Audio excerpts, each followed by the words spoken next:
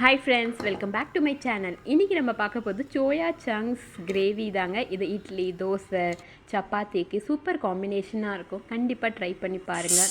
வீட்டில் குழந்தைங்களுக்கு ரொம்ப பிடிக்குங்க. சரி, எப்படி செய்யுதுன்னு பார்க்கலாமா? இதுக்கு நான் 1 கப்பு சோயா நல்லா சுடுதண்ணியில் போட்டு ஒரு 5 மினிட்ஸ் ஊற வச்சுட்டேன். அதுக்கப்புறமா இதை நம்ம ஃபில்டர் பண்ணிடலாம்.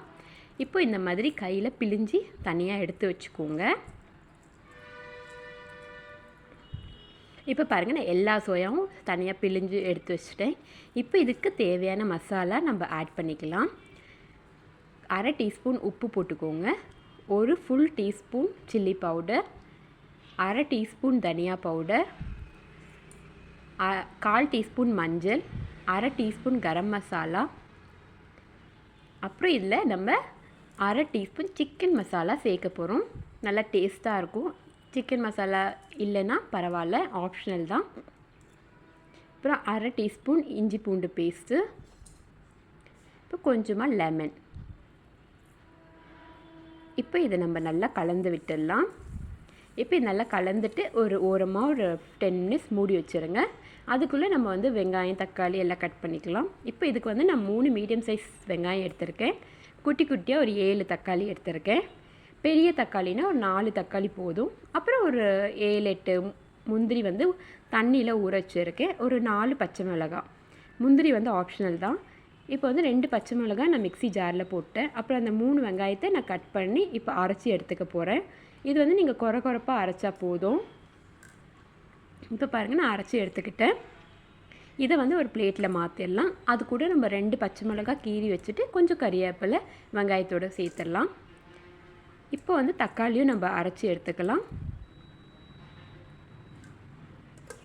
இந்த தக்காளி கூடவே நீங்கள் இந்த முந்திரியும் அரைச்சி எடுத்துக்கோங்க.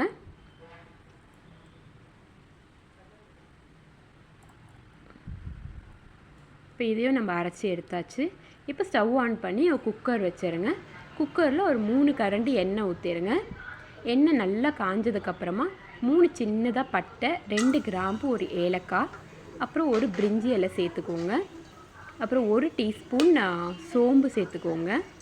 1/4 டீஸ்பூன் சீரகம் சேர்த்துக்கோங்க. இப்போ இதெல்லாம் நல்லா பொரிய விடுங்க. இது பொரிஞ்சதுக்கப்புறமா நம்ம அரைச்சி வச்சிருந்த வெங்காயத்தை இதில் சேர்த்துடலாம். இப்போ நல்லா சிம்மில் வச்சு நல்லா கலந்து விடுங்க. வெங்காயம் நல்லா வதங்கணும். இப்போ வெங்காயம் நல்லா வதங்கிடுச்சு. இந்த ஸ்டேஜில் நம்ம சோயா இதை சேர்த்துடலாம். இப்போ இது சிம்மில் வச்சு நல்லா கலந்து விடுங்க. சோயா வெங்காயம் எல்லாம் நல்லா வதங்கணுங்க.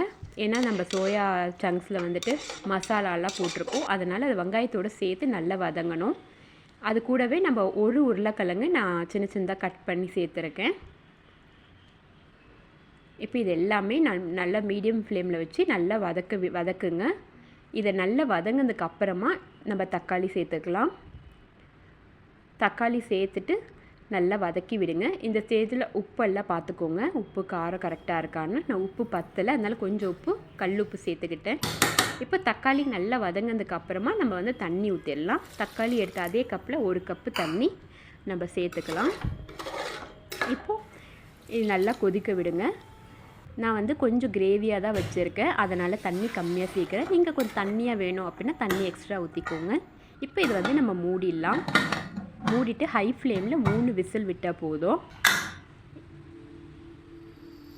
இப்போ பாருங்கள், நம்ம 3 விசில் விட்டாச்சு. இப்போ பாருங்கள் எப்படி இருக்குது நம்ம சோயா சங்க்ஸ் கிரேவி.